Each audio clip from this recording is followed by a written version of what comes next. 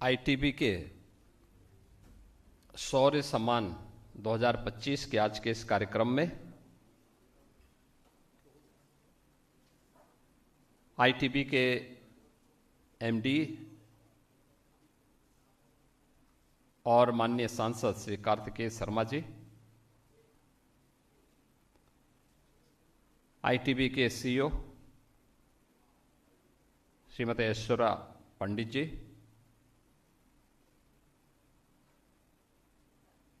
आज के इस समारोह में उपस्थित उत्तर प्रदेश शासन के मंत्रिमंडल के मेरे सहयोगी गण, कालका सीट हरियाणा की माननीय विधायक और आज के इस कार्यक्रम में उपस्थित शहीद परिवारों के सभी सम्मानित सदस्यगण और उपस्थित बहनों और भाइयों, मैं सबसे पहले आईटीबी को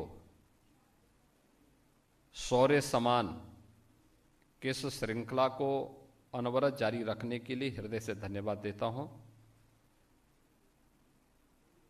जिन बहादुर जवानों ने देश की रक्षा के लिए, देश के अंदर आंतरिक सुरक्षा की बेहतर स्थिति को बनाए रखने के लिए अपने आप को बलिदान किया है, उन सब की स्मृतियों को नमन करते हुए यहां पर सम्मानित होने वाले उन सभी बहादुर जवानों,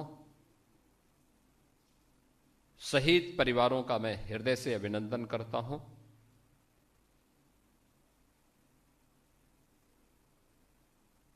भारत की परंपरा इस बारे में हमेशा से हमें प्रेरित करती रही है कि शहीद का बलिदान कौम की जिंदगी होती है। देश के लिए, धर्म के लिए बलिदान होने वाली ये लंबी श्रृंखला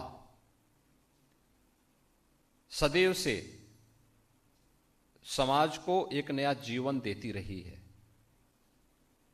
और इसीलिए तो जब आजादी के अमृत महोत्सव कार्यक्रम के अवसर पर प्रधानमंत्री मोदी जी ने देशवासियों के सामने आगामी 25 वर्ष का एक लक्ष्य रखा,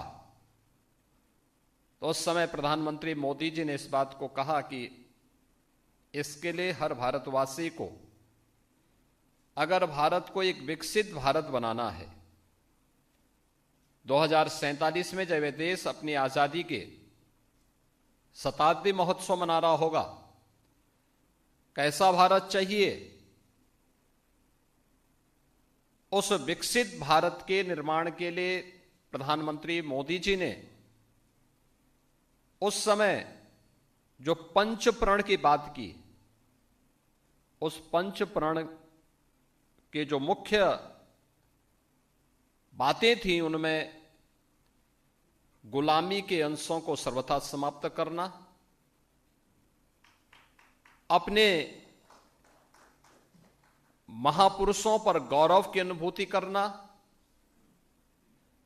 और सुरक्षा बलों के जवानों का सम्मान देना। ये तीन बातें उनमें से बहुत महत्वपूर्ण हैं। याद करिए, वह जवान सर्दी, गर्मी, बरसात की परवाह के बगैर देश की सीमाओं की रक्षा करता है। हम जब यहां बैठे हुए हैं, इस कॉन्क्लेव में बैठे हुए हैं, इस समय भी देश की सीमाओं पर जहां पर टेम्परेचर -20, -25, -10 पहुंचा है, सजग होकर के भारत माता के वे जवान भारत की रक्षा करने के लिए सजग रूप में दिन रात खड़े होकर के हम सबको सुरक्षा प्रदान करते हैं। पूरा उत्तर भारत इस समय भीषण शीतलहरी की चपेट में है, लेकिन भीषण शीतलहरी के बावजूद भी हमारे सुरक्षा बलों के जवान, पुलिस बलों के जवान, वे निरंतर पेट्रोलिंग में रह करके आम जन के मन में सुरक्षा का एक भाव पैदा करते हैं। और अगर सुरक्षा का इस एहसास कराने वाले आर्मी के हों, पैरामिलिट्री के हों या पुलिस बल के उन जवानों का समाज सम्मान नहीं करेगा, या शहीद परिवारों के बारे में समाज अगर सोचेगा नहीं, तो स्वाभाविक रूप से यह हम अपने राष्ट्रीय दायित्वों का ईमानदारी से निर्वहन नहीं कर पा रहे। और मैं आईटीबी को इस बात के लिए धन्यवाद दूंगा कि उन्होंने 1965 और 1971 के पाकिस्तान के खिलाफ हुए युद्ध में भी शहीद हुए परिवारों को, या उन युद्धों में भागीदार बने हुए उस समय भारतीय सेना के जवानों को आज यहां सम्मान दिया।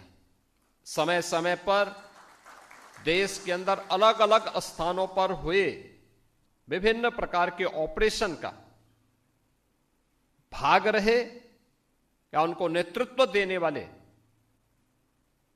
उन जवानों को, जो आज हमारे बीच में नहीं है लेकिन उनके परिवार, उनके प्रतिनिधि के रूप में हमारे बीच हैं, उनका सम्मान दिया।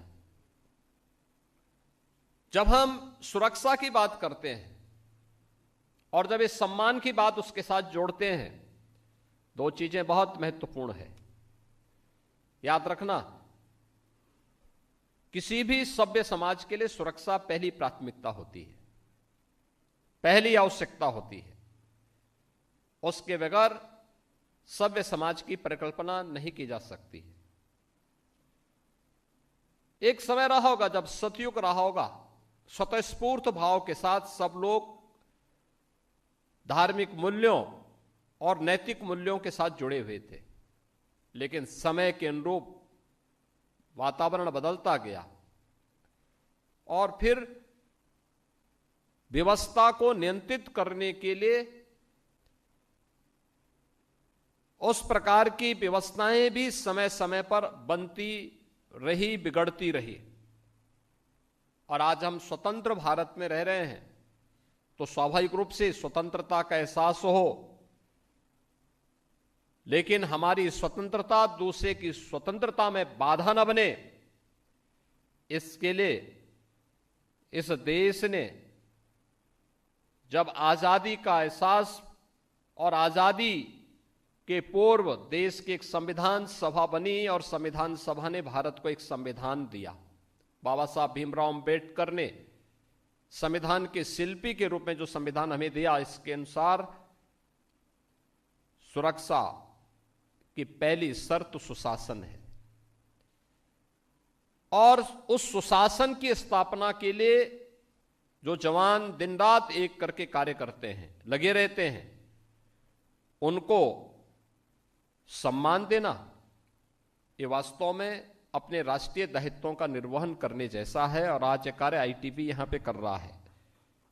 मुझे बताते हुए आप सबके सामने कोई संकोच नहीं, 2017 के पहले का उत्तर प्रदेश भी आपके सामने है और आज का उत्तर प्रदेश भी आपके सामने है। 2017 के पहले के उत्तर प्रदेश में पहचान का संकट था, कोई सुरक्षित नहीं था, न बेटी सुरक्षित थी, न व्यापारी सुरक्षित था। नौजवान के भविष्य के साथ खिलवाड़ हो रहा था, उसके पास नौकरी भी नहीं थी, रोजगार भी नहीं था। प्रदेश की पहचान एक दंगाग्रस्त और अराजक प्रदेश के रूप में थी। आज उत्तर प्रदेश एक सुरक्षित उत्तर प्रदेश के रूप में है। और सुरक्षित उत्तर प्रदेश का एहसास कैसे होता है? आज आप देखते होंगे कि स्वतःस्फूर्त भाव के साथ सभी कार्यक्रम प्रदेश के अंदर संचालित हो रहे हैं। तंत्र वही है, केवल सरकार के चेहरे बदल गए। ये वही प्रदेश जहां पहले कोई निवेश नहीं करता था, ये वही प्रदेश जहां पे 2017 के पहले एक भी परीक्षा ऐसी नहीं थी जिसकी शुचिता और पारदर्शिता पर गंभीर प्रश्न न खड़े हुए हों। ये वही प्रदेश है जहां का नौजवान पलायन करने के लिए मजबूर होता था। ये वही प्रदेश है जहां पर प्रत्येक सप्ताह 2 से 3 बड़े बड़े दंगे होते थे। आज उस प्रदेश में हम कह सकते हैं कि दंगा मुक्त प्रदेश है। दुनिया का सर्वाधिक निवेश को आमंत्रित करने वाला प्रदेश है। बिना भेदभाव के प्रत्येक तबके के व्यक्ति को योग्यता के आधार पर नौकरी की, सरकारी नौकरी देने की भी और निजी क्षेत्र में भी रोजगार और नौकरी उपलब्ध कराने की गारंटी देने वाला प्रदेश है। जिस प्रदेश में पहले 40,000 करोड़ रुपए का निवेश नहीं आता था, आज उस प्रदेश में हमें 40 लाख करोड़ रुपए के निवेश के प्रस्ताव प्राप्त होते हैं। जिस प्रदेश में पहले 100 नौकरी निकलती थी, 10 लाख लोग एप्लीकेंट होते थे, आज उस प्रदेश में जब निवेश आता है 40 लाख करोड़ का, तो अपने साथ 1.25 करोड़ नौकरी की गारंटी भी देता है। ये बदली हुई जो परिस्थितियां हैं, इसकी नींव में सुरक्षा और कानून व्यवस्था की बेहतर स्थिति कारण है। लेकिन इसके लिए हम लोगों ने अपने जवान भी खोए हैं और इसीलिए प्रदेश सरकार ने 2017 में आने के बाद अपनी एक पॉलिसी भी बनाई। पॉलिसी ये बनाई कि कोई जवान सुरक्षा और कानून व्यवस्था की स्थिति को बनाए रखते हुए शहीद होता है तो उसके परिवार का जिम्मेदारी सरकार लेगी। और सेना हो, अर्धसेना हो या पुलिस बल के जवान हो, हमने इसके लिए तमाम रिफॉर्म किए। ट्रेनिंग के तरीकों को बदला, उसमें उनकी क्षमता को बढ़ाया, पुलिस के अवस्थापना सुविधाओं को हमने विस्तार दिया। 1.5 लाख से अधिक पुलिस कार्मिकों के जो पद खाली पड़े हुए थे उनको भरने का काम किया। आज परिणाम है, 2017 के पहले पुलिस भागती थी, अपराधी पीछे से दौड़ाता था। आज 17 के बाद अपराधी हाँफते हाँफते मर रहा है और पुलिस उसके और उसके आकाओं को सही जगह पहुंचाने का काम भी कर रही है।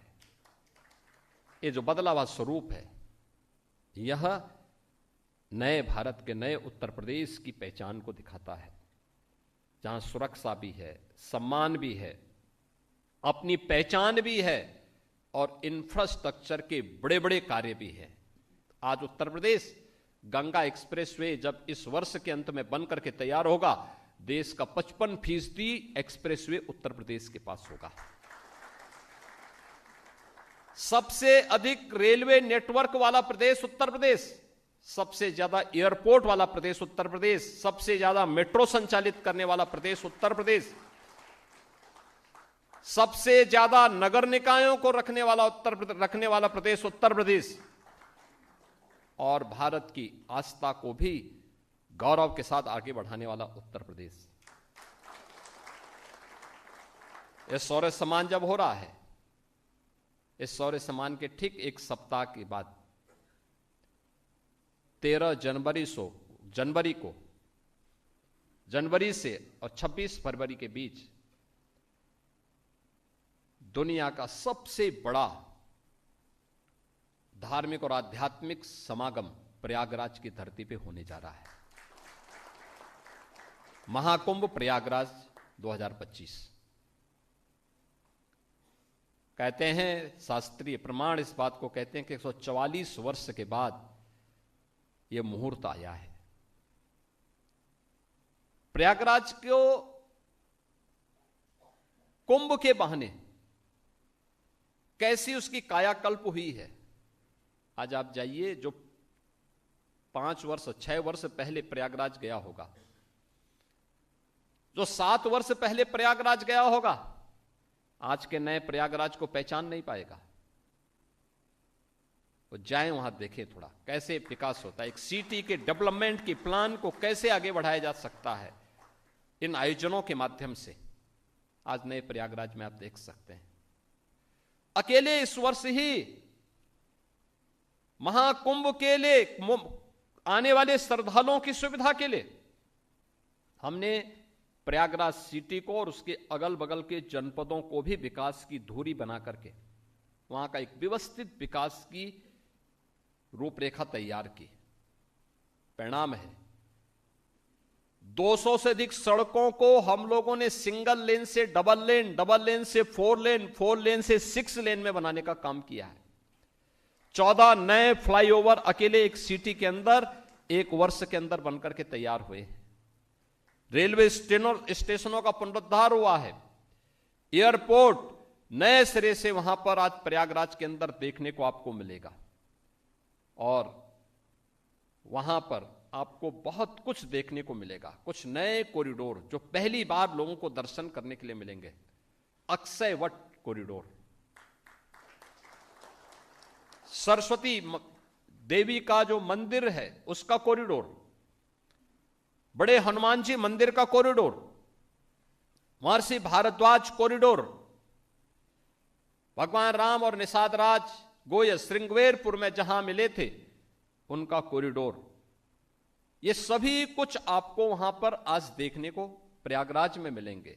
पातालपुरी का कॉरिडोर, ये सभी कुछ नए पहली बार श्रद्धालु जनों को देखने और ये सब जानने का अवसर प्राप्त होगा। कुंभ का क्षेत्र विस्तार दिया गया है। याद रखना, इस अवधि में उतने श्रद्धालु प्रयागराज में आएंगे जो दुनिया की तीसरी बड़ी आबादी के बराबर होगा। 40 करोड़ से अधिक श्रद्धालु प्रयागराज में आएंगे। 12 से 15 किलोमीटर के घाट बनाए गए हैं। एक दिन में 10 करोड़ श्रद्धालु भी आ गए तो वह आसानी से त्रिवेणी में, मां गंगा, यमुना और सरस्वती की त्रिवेणी में वहां पे डुबकी लगा करके पुण्य प्राप्त करने के अधिकारी हो सकते हैं। कोई समस्या नहीं आएगी। स्वच्छ कुंभ है, इसके लिए 0 लिक्विड डिस्चार्ज पूरे सिटी के अंदर, पूरे कुंभ क्षेत्र में 1.5 लाख से अधिक शौचालय बनाए गए हैं, लेकिन लिक्विड डिस्चार्ज एक से भी नहीं होगा। जैसे कोई एयरपोर्ट का या किसी एरोप्लेन में आप जाते होंगे, उसमें वहां के टॉयलेट को देखते होंगे, यह व्यवस्था आपको कुंभ में उन 1.5 लाख शौचालयों में भी देखने को मिलेगी। बड़े पैमाने पर वहां पर श्रद्धालुओं जनों का 40 करोड़ से अधिक श्रद्धालु आएंगे। 10,000 से अधिक संस्थाओं को वहां पे भूमि आवंटन की कार्रवाई युद्ध स्तर पर की गई है। देश के और दुनिया का हर व्यक्ति प्रयागराज आने के लिए उत्सुक है और इस पूरे कार्यक्रम को पूरी भव्यता के साथ, पूरी दिव्यता के साथ एक डिजिटल कुंभ के रूप में प्रस्तुत करने के लिए प्रधानमंत्री मोदी जी की मार्गदर्शन में उत्तर प्रदेश सरकार पूरी प्रतिबद्धता के साथ आगे बढ़ रही है। कुंभ का डिजिटल मैप देखना हो आपको मिल जाएगा। कुंभ को स्वच्छता के मानक पे आपको परखना हो आपको पता लग जाएगा। कुंभ क्षेत्र में प्रवेश करेंगे ही तो आपका चित्र पहले ही हमारे सामने आ चुका होगा कि आप भी प्रवेश कर रहे हैं कुंभ में।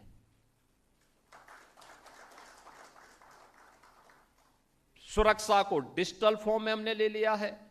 ट्रैफिक डिजिटल ट्रैफिक के रूप में देखने को मिलेगा। स्वच्छता, ट्रैफिक स्वच्छता का हो या फिर अन्य जितने भी कार्य हैं, डिजिटली वहां पर हम सबको देखने को प्राप्त होगा। और इसलिए इस सदी का ये कुंभ डिजिटल कुंभ के रूप में भी जाना जाएगा। हम आस्था और आधुनिकता के एक महासमागम के रूप में प्रयागराज कुंभ को तैयार कर चुके हैं। और मैं आईटीवी से जुड़े हुए सभी दर्शकों से यही कहूंगा, वे आए, आस्था के साथ आए, बड़ी श्रद्धा के साथ आए, भारत की संस्कृति की इस महासमागम का हिस्सा बने। प्रयागराज आकर के उनको सुखद अनुभूति होगी और प्रयागराज के उपरांत विरासत और विकास का जो एक अद्भुत समन्वय प्रधानमंत्री मोदी जी के नेतृत्व में देश के अंदर चल रहा है, वे देखें, अयोध्या भी आए, काशी भी जाएं, मां विंध्यवासिनी के धाम में जाएं, चित्रकूट में जाएं, लखनऊ में आए, लखनऊ से आप श्रृंगवेर, यहां आपके चाहे वह प्रयागराज के पास श्रृंगवेरपुर धाम में हो या फिर आपके सीतापुर जनपद में, अपने उन पवित्र तीर्थों का दर्शन करें।